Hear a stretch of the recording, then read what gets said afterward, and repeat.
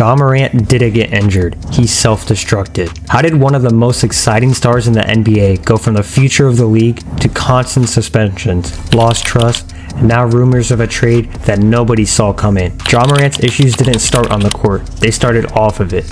Repeated off-court incidents, flashing blickies on social media, ignoring league warnings, and surrounding himself with the wrong people led to suspensions, damaged his image, and forced the Grizzlies to question if they can even build around him anymore. Before we talk about suspensions, headlines, or trade rumors, there's something important that gets misunderstood about Ja Morant.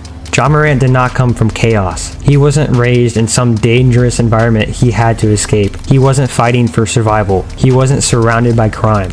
Ja Morant grew up in the suburbs in Sumter, South Carolina, in a structured household. His father, T. Morant, was a former college basketball player. He trained Ja personally, built him a court in the backyard, focused on fundamentals, discipline, and preparation. This matters because Ja Morant wasn't a kid who didn't know better. He was raised with guidance, with support, and with structure, which plants an important question early. If Ja Morant wasn't shaped by chaos, why did he later embrace it?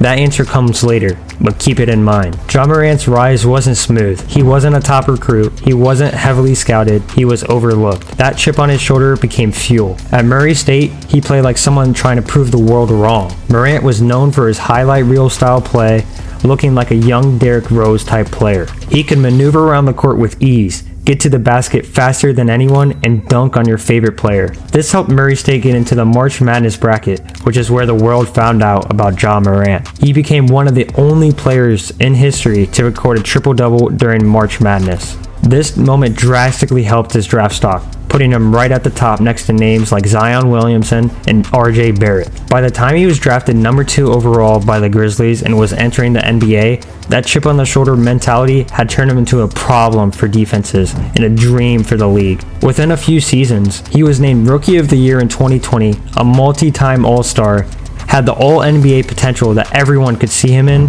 and was the face of a young, fearless Memphis team. Ja Morant wasn't just good, he was a marketable chaos in the best way possible. But here's the subtle shift that changes everything. That chip on his shoulder never left, even after he made it. And when hunger doesn't turn into balance, it turns into overcompensation. On the court, Ja Morant's edge was perfect, but off the court, that same edge slowly became something else. The confidence in him says, I know who I am, but his performance-wise says, I need everyone else to see who I am. And Ja Morant became performing off the court, but not for basketball reasons, but only for his own image. The image of being untouchable, the image of being feared, and the image of being harder than his reality. Which brings us back to that earlier question. Why did someone raised with structure feel the need to prove toughness? And that's because when success comes fast, insecurity often hides underneath it. Before the suspensions, before the headlines, there were quiet moments the public didn't see. These incidents involved the people in Ja's circle pushing him into places he shouldn't be in, considering he's an NBA superstar. He was constantly in confrontations. He was also in situations that could have been avoided entirely. None of these ended his career, but they changed how the league viewed him internally. Fans started to worry about him. He was once this loving and humble young kid. Now he's looking like an NFL superstar instead of an NBA star, constantly in the news for all of the bad reasons. And this is where something crucial happens. The NBA doesn't punish stars immediately, they warn them. Ja Morant was definitely warned. He was warned by the league, by Memphis, and by the people whose jobs it was to protect him, which leads to the most dangerous mindset a superstar can develop. Nothing serious has happened yet. That mindset always comes before disaster. When the first suspension hit, fans were shocked. But actually inside the league, it wasn't that shocking, because context mattered. Ja Morant had already been spoken to. He's already been told that all the gunplay and shenanigans could not continue. And he had already been given space to correct the course, but decided not to. The incident itself wasn't viewed as isolated. It was viewed as confirmation. And that's why the league responded the way it did. This wasn't about canceling Ja Morant. It was about sending a message. This behavior cannot coexist with superstar responsibility. I mean, you're talking about someone who has one of the top 10 jersey sales at the time. He also has a shoe deal with Nike with multiple shoes already released. Because of all the havoc he had created, Ja Morant was suspended, removed from the team, and removed from availability. And here's the key moment. This was supposed to be the wake-up call. After the first suspension, Ja Morant did what most players do. He apologized, he acknowledged mistakes, he promised growth, and publicly, it did sound right. But privately, something critical didn't change. The pattern. Because growth isn't measured by statements, it's measured by behavior. And the behavior didn't fully stop. And this is what sets up one of the most damaging parts of his career, the second suspension. The second incident didn't create outrage, it created certainty. Because now, this wasn't about youth, it wasn't about learning, it wasn't about bad judgment one time. It was about repetition. And repetition is what organizations fear the most.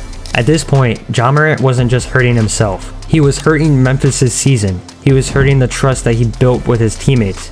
He was hurting the league's credibility, and he was also hurting his sponsor confidence, being able to get these deals that he has, just like with Nike. That's why the second suspension was longer, harsher, and more public.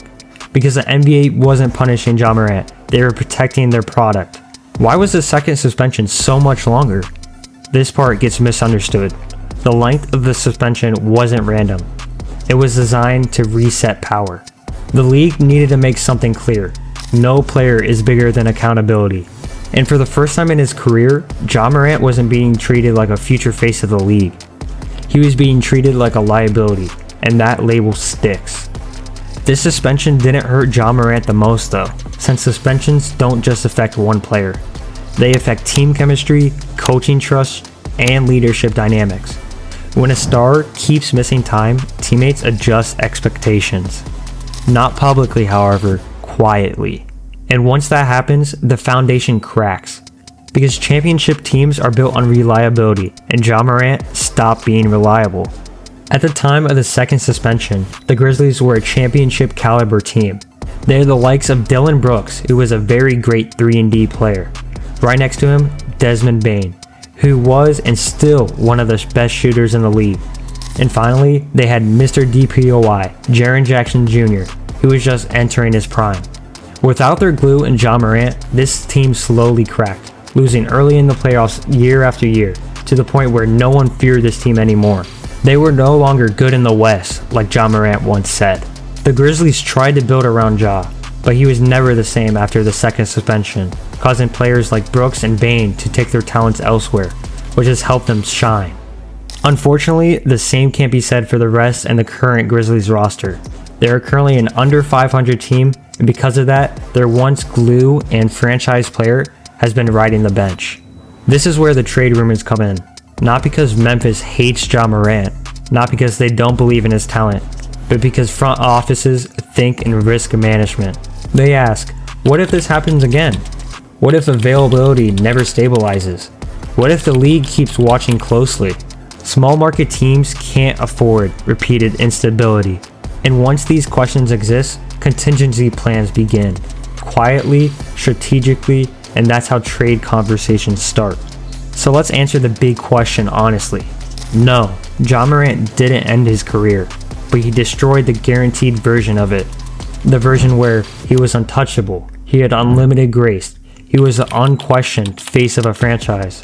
At one point, he was going to get that $200 million supermax every basketball player prays to get in their lifetime. But that version is gone. From here on out, trust must be rebuilt, image must be repaired, and the consistency must be proven. And that's harder than earning hype. Ja Morant's story isn't tragic because of talent loss, it's tragic because discipline is ignored. He wasn't a product of chaos, he wasn't unaware, he wasn't unsupported, he made choices, repeated ones. And now, as trade rumors swirl and the NBA watches closely, his career sits at a crossroads. And that's because the next chapter won't be defined by dunks, it'll be defined by restraint. And that's something highlights just can't simply fix.